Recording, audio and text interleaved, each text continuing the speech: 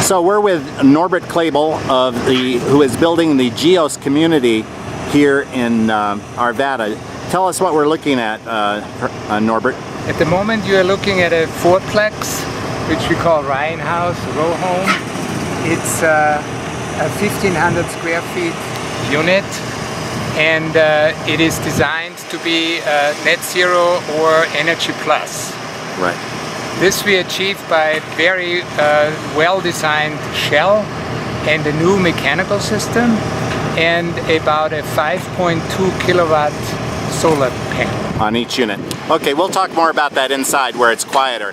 And let's just talk about how big this is going to be. You're going to build on all this land, correct? Right. This is a 20-acre 20 acres, yeah. property. It will have 300 units in total, about 100 apartments or condos, 100 townhomes, and 100 single-family homes. All net zero or better? All net zero or better, which I call actually energy plus. Okay. Because we are designed in such a way that the solar panels on each unit should have extra capacity that the homeowner can run one electric car with solar. Okay, very good. Let's go inside where it's quieter and talk about some of those interior features. So we're inside one of those 4 townhomes right now, and it's under construction, but it's sort of an advantage because it shows us the mechanics of the building and how it's being built. So let's talk first about the envelope, the house, how it's insulated, and the windows and the doors. Right. The walls, the outside walls, are insulated with a 1 1/4 blue board on the outside, and on the inside we are first pouring a 1.5 inch foam, which you can see over there. Mm-hmm.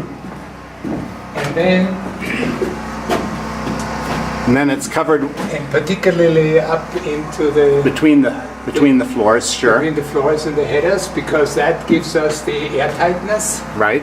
And then we have cellulose behind those. Right. You cover the openings with this fabric, and that keeps the cellulose in when you blow it in. Exactly. So these are 2x6s, and they will be completely filled with 1.5 inch of foam, and I guess 4 inches of cellulose. Cellulose, and we achieve about an R28 with it. Right. Let's talk about the windows. These are Alpen windows. These are Alpen windows. The M25 model, which is the lowest price model, but it gives us a R5 R value or U value of 0 to 0. Right. On the south side, we have a high heat gain coefficient. So you use different windows on the south side than on the north side. Exactly. And the key thing about Alpen is that there are 3 layers, right? It's not just double pane, it's triple pane. And the middle is a film, not a piece of glass. So it's really 2 pieces of glass, but then a film in the middle. And then it's filled with argon?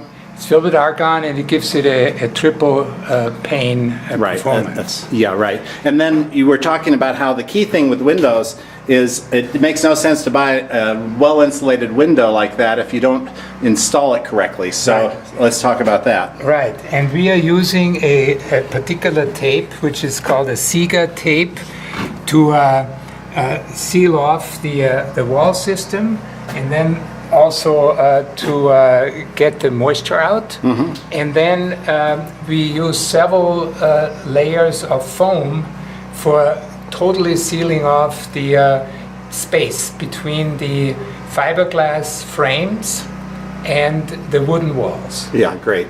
Okay, let's talk about the interior walls. I see you're foaming up there, even though it's not an exterior wall, but this is the party wall. Oh no, this is, are we in an end unit? No, we are in the... No, we're in a middle unit. We are still foaming all the headers, because this is where you get air circulation, which we need to close. Oh, okay. But this will not be foamed between these walls. This will have fiberglass. That will have the fiberglass pads, which you can see up here. That were stuffed up there. Right. Okay. So let's talk now about the mechanical system. I notice all the ducts are within the walls, so you don't have any chases for the ducts. Right. And they're all in these 2x4 walls. And in the ceilings. And in the ceilings, yeah. No chases either vertical nor horizontal. Right, and we got what here, 9-foot ceiling, or is this 10? This is 9. 9, okay. Yes. And these ducts are working with a very progressive system, which is a CERV, a controlled energy recovery ventilator, a product which came to the market about 2 or 3 years ago in the United States by a company out of Urbana, Illinois. And they were able to combine for small load homes the ventilation system with a heating and cooling system by integrating an air-to-air heat pump into their ERV. So the entire unit That's the total, it's the furnace, so to speak, for the house. There's no forced air furnace. Furnace and air conditioner. But the CERV is forcing air, but at a much lower volume. Right. The CERV's maximum volume is about 350 CFM, which is about 20% of a standard furnace. So you really won't hear it. And it can be that low a CFM because of the tight envelope. The tight envelope, because our peak loads are in about 10,000 BTUs, and they happen only about 10 or 15 hours a year. So our average load would be anywhere between 5,000 and 6,000 BTUs. Yeah. Okay, great. And then you said that there's also to augment that, you have a ground source heat pump as well. It's a ground source booster heat pump with a horizontal pipe running at about 6 feet below surface on the outside of the buildings. And each unit is hooked up to that. And this radiant system augments the performance of the heat pump. So while we're talking about that, let's mention out here we have we can see the foundation for one of those single-family homes, and each of those has a ground source heat pump with a 300-foot well, one 300-foot well into the ground to collect that 55-degree temperature from the earth, and then that's the only, they don't have an air source heat pump for them, right? The ground source does it all. And actually you can see where that the well was drilled underneath the foundation of this house, or the envelope of that house, and that black pipe there is where it comes out. It's actually covering up 2 pipes for protection. But that's a single family home, and it's going to have solely geothermal with ground source heat pump. A 1.5 ton Bosch ground source heat pump. Right. Okay, so we put it into the building for several reasons. First of all, costs. It's obviously cheaper to just go straight underneath your pump.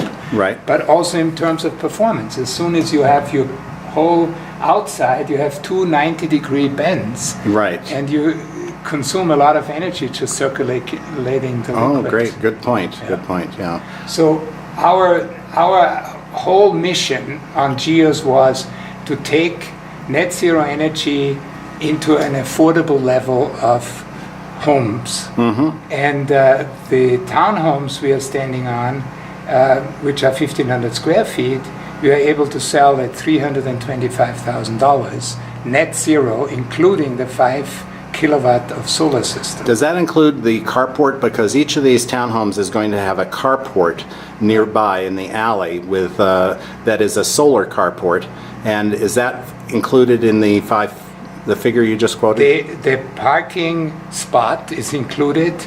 The solar of the carport is actually part of the community. Oh, okay. Because other people will also charge there, not just the ones who have their houses. So will you have outlets there for charging electric cars? Right. We will have 2 level 2 outlets, so 4 outlets for 4 cars to charge. Really? 1 for each? Yeah, there will be, yes, because the carport will be 6, so there will be also for guests or other homeowners. I don't know how quickly people buy their electric car. So each home for that $325,000 comes with a carport that has a level 2 charging station in it. Right. Wow, that's impressive. Okay, anything else we want to share before I go? Yes, there's one other thing which we are very proud of, and that is water management. We all know that water will be our next big challenge. Yes. And so we came up with a distributed stormwater system, and we can probably walk out and I can show it to you, which works on the principle of turning the tree lawns into tree swales, and so the water from the roads goes straight into the swale rather than into the storm sewer system. Oh, really? Which would give us like 40% of all rainwater to stay on our site and not going into the creek. And that's legal under Colorado water laws? Totally legal. It Yeah. was already legal 10 years ago. The only thing the law always prohibited is that you cannot block water. As long as it runs, Yeah. you can do it. Yeah. And obviously it isn't blocked. It just runs in there. Right. If there's too much, it goes into the groundwater, and if it's not too Yeah. much, Okay, it goes great. into the trees. Okay. And the other thing is, for two reasons, we will have all our insidious trees to be fruit trees. First, because they get trimmed, and so they will never conflict with our solar systems. And secondly, they build community.